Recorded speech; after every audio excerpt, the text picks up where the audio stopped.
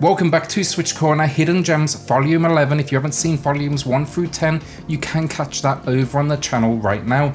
They have their own fancy playlist and everything, so head there next.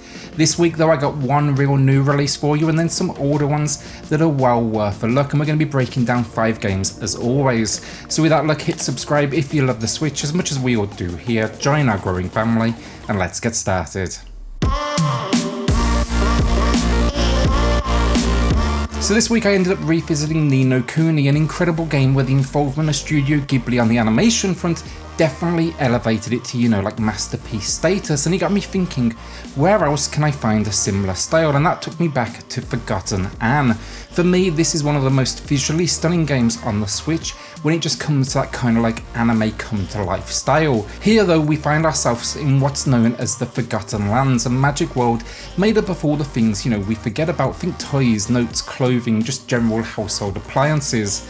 Here though, they get life and you'll be freely able to talk and interact with them. You play here though as Anne, a young woman who is the enforcer. She oversees this world. Now though, a rebellion has arisen that may threaten your one dream of returning to the human world. So yeah, of course you need to set out and stop it. Gotta say, this one, it focuses heavily on story, and it definitely advertised it that way too, as a cinematic journey with platforming and then some light puzzle moments, but I absolutely adored it. I'm always down for a good story, and this one just gives you options in dialogue. It shapes the life around you, has a mystery you'll want to see through to the end, and then I gotta say, the music, incredible, and it was provided by the Copenhagen Philharmonic Orchestra, and I gotta say that really seals the deal for the extremely high overall production quality. You're looking at around 8 hours to beat this one, but there's for sure reasons to head back, and it's a strong recommendation from me. Devolver Digital time now, and Crossing Souls. This one, it's come up because it's actually getting a limited physical run from Special Reserve Games, and I loved every moment of this one, and I'm eagerly awaiting now that release. Many, when they look at this, are going to see Stranger Things when they look at, the story, but I think it's more a love letter just to everything 80s rather than simply a Stranger Things clone. Stranger Things is kind of the go-to reference right now, but it definitely does some games a disservice. That said, here you'll find yourself in 1986 in California when a group of friends, they discover this stone that allows them to travel between 2 realms. You'll solve puzzles, fight, and just generally explore in what I would call an isometric adventure with a dash of RPG. Even the levels here, inspired by classic 80s video games. I jumped on this one actually a little late. I grabbed it during a sale pretty recently, but it suckered me in more than I expected. Having this ability to jump between 5 different characters with different abilities, it provided for this nice level of experimentation and definitely kept things fresh. I really loved the way it all controlled as I explored this little town. I'm a sucker for anything 80s though, and all the references, the clean pixel work, even the soundtrack. I was just sold from the second I booted this one up, and I couldn't put it down for the entire run through. I would also strongly recommend this one actually over the Stranger Things 3 game if you're making that comparison. That's good, but not this good. So on the idea of retro, let's talk Grid, and I can see the comments already. That's not a hidden gem, it's not that Grid, this Grid. Grid Retroenhanced. It was released way back in 2018, and I actually found it difficult today to even find it on the eShop to download again because I wanted to play it on my Lite. That might be because this game though has never received a single discount since release, and it's kind of now fallen into, obscurity, but it deserves attention because it is, for me at least, incredible. It's an acquired taste at the same time, I'll say that much, but it is incredible. This though, it's a ultra difficult on-rail shooter, and the controls are simple. Control your ship with the left stick, fire with the right trigger, and that's really all there is to it. You'll find power-ups along the way, so think shields, fire modes and so on, but it never deviates from the simple, instead just ramping up all the enemies and obstacles on screen. The visuals then ultra neon wire work somewhere along the lines of Tron, and you probably won't be able to play it for too long honestly, as it's for sure intense in nearly every area. But if you do remember those days of ultra challenging on-rail shooters, this is absolutely for you. Add an extra point too if you like your synthwave, because there's a whole lot of it here.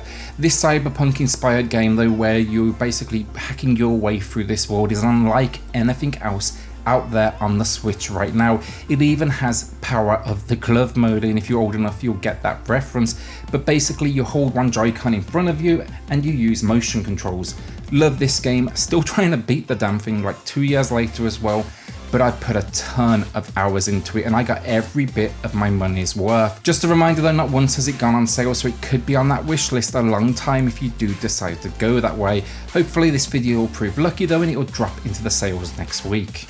So next up then, Metroid fans, a robot named Fight, which does not hide its Metroid ways in the slightest, even stealing like the classic jump animation style for good measure. Here though, this one, it's more than just a clone. This one, it's kind of mixing things up, being a roguelite Metroidvania with like procedural generation throughout. In this one though, millennia of peace have passed since mechanical gods they ascended, and during this time they basically left behind lower level robots just to keep the world in check, ticking along. Sadly though, for all those left behind, it turns out not all is perfect here, and something evil and forgotten is about to awaken, known as the Mega Beast. Like any good roguelite though, the idea is simple: explore these locations, find power-ups, and then unlock that new area, and yeah, progress. It's not breaking any boundaries on the creativity front, honestly, that's for sure, but it really does have a solid formula that delivers from beginning to end. Expect here 60 or so different enemies, solo or local co-op, over 100 items, in-game achievements, 4 billion possible runs, which is just insane, and then even a permadeath option for the hardened. Really enjoyed this one. I got it some time back in a sale, and I really think both Metroid fans and then roguelite fans will find a lot to like. The only thing I wish it had a slightly more impressive soundtrack.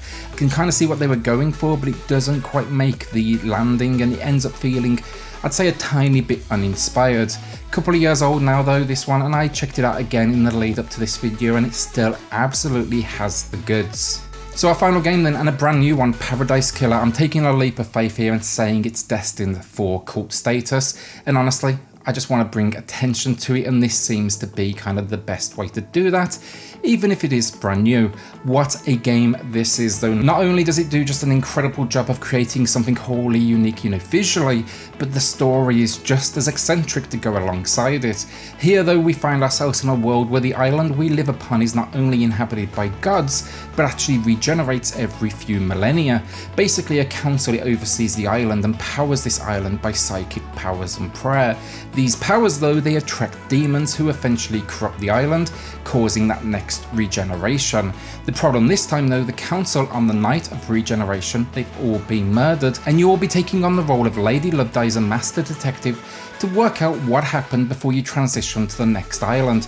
Told you, absolutely nuts. From here though, explore this island, which may not seem it initially, but is pretty huge, and then there's all sorts of like hidden pathways and locations. You'll get to interrogate the locals, who are also pretty eccentric, talk to the occasional ghost, and generally, I've got to say, it gives you a freedom I'm really not used to seeing. If you can see it 9 times out of 10 here, you can absolutely explore it.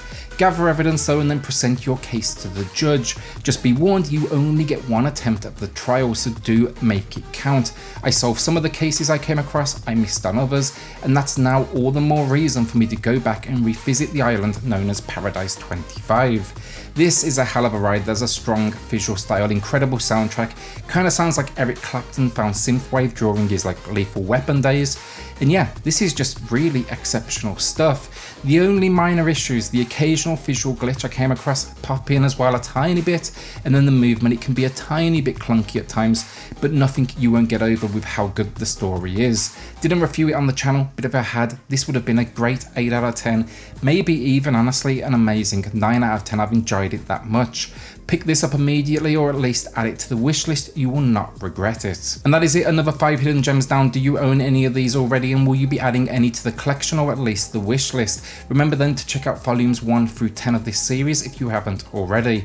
As always then, like a shout out to the patrons of the channel who are just going above and beyond to support SwitchCorner. Helps more than you know, so thank you all so much. Finally then, look, hit subscribe if you love the Switch as much as we all do here. Join our growing family, and I'll see you all on the next video. Thanks everyone.